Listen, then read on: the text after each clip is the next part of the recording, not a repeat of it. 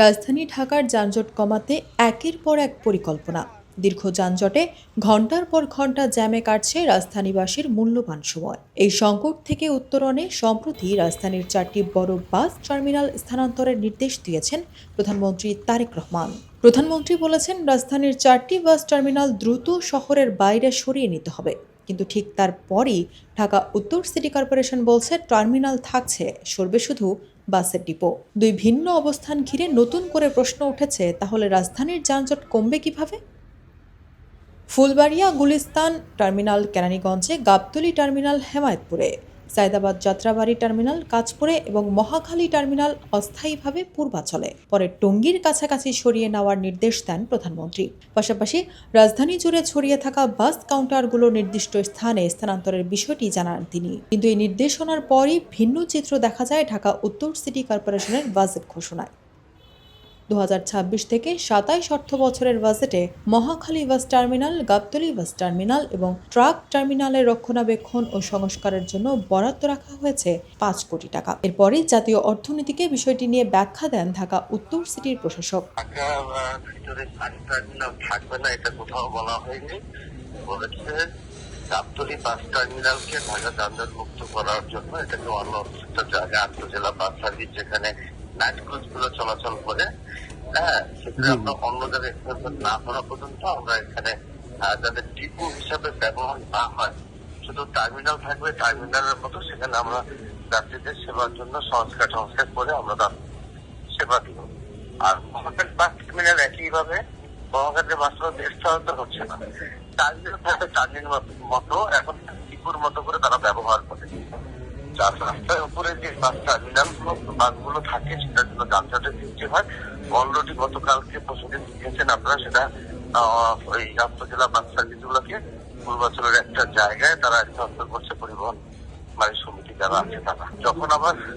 যখন টার্মিনালে যাত্রীরা যখন গন্তব্যস্থলে যাবে, বাসগুলো তার 1 ঘন্টা আগে এসে যাতে সেখানে থাকে, যাতে রাস্তায় চলাচল না হয় এবং বাস টার্মিনালটাকে ঠিক হিসাবে আর ব্যবহার না করতে পারে সিদ্ধান্ত রয়েছে। প্রশাসকের দাবি, যাত্রী সেবার মান উন্নয়নে মহাখালী ও গাবতলী বাস টার্মিনালের সংস্কারের জন্যই বাজেটে অতিরিক্ত বরাদ্দ রাখা হয়েছে।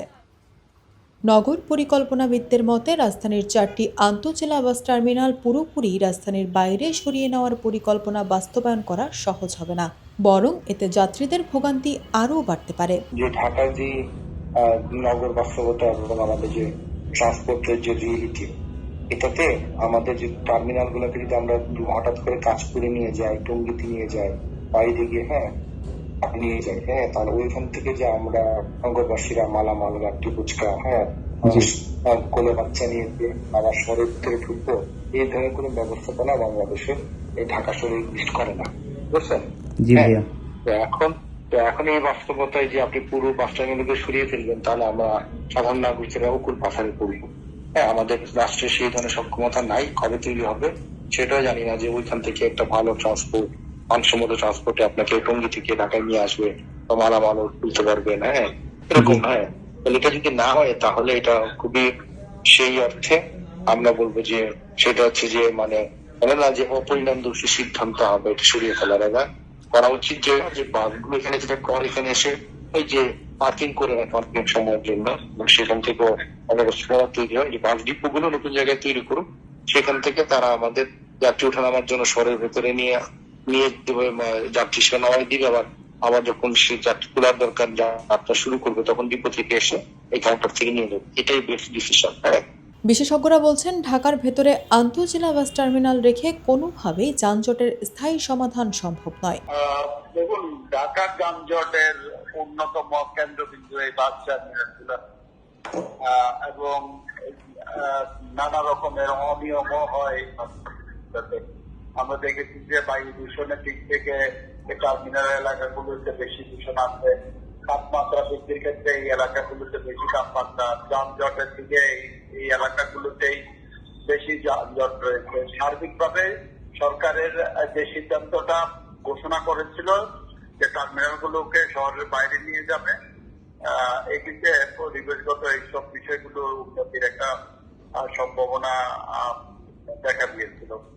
কিন্তু যদি এগুলো আবার পূর্ব অবস্থায় থেকে যায়, শুধুমাত্র ডিপো টার্মিনাল এই দুইটা ভাগ করে একটাকে এখানে রেখে আরেকটাকে নিয়ে যাওয়ার কথা বলে, তাহলে আর সত্যিকার অর্থে কোনো পরিবর্তন হবে না, কারণ দুইটাই একই জিনিস।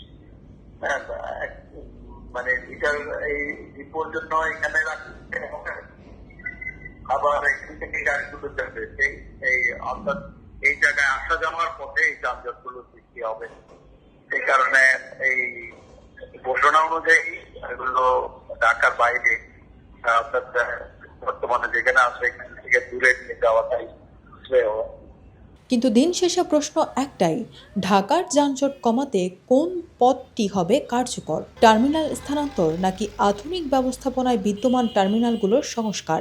সেটি এখন দেখার বিষয়।